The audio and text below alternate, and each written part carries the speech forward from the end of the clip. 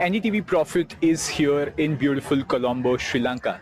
Now, NPCI and PhonePe have brought UPI to Sri Lanka, but what we're seeing on ground is that adoption is still in its early days. Now, vendors and locals, they blame the lack of financial literacy, IT literacy, and a general dependence on cash as the major reasons for the low proliferation. Yet, listen in. They don't have minimum IT literacy to continue that sort of things. I think that is the reason for the lack of digital payment system in Sri Lanka. इधर यहाँ पे QR payment नहीं चलता है भाई, इधर पूरा cash payment है, इधर पूरा कैश है, क्रेडिट कार्ड ओनली है. You heard from the locals, but now we have Ritesh Pai, who also spoke to us.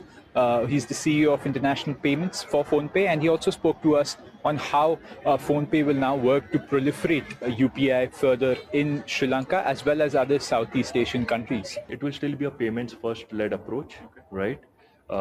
Trying to exactly replicate what we have done and maybe trying to customize some of the things which would be relevant to that particular geography. But to your point, it will be payments and financial services driven. Some of the other activities that we currently do in India may not resonate very well with those geographies because there may not be a need in those countries for that. But like I said, we are very open,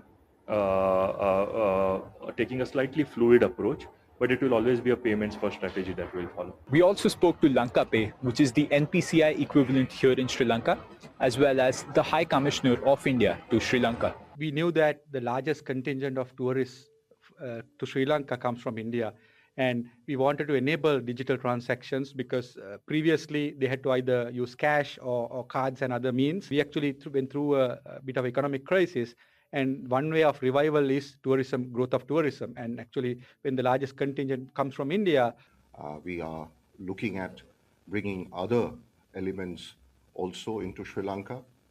We would like the entire digital stack, as we call it, to be rolled out in Sri Lanka one by one, and we are preparing the grounds for it.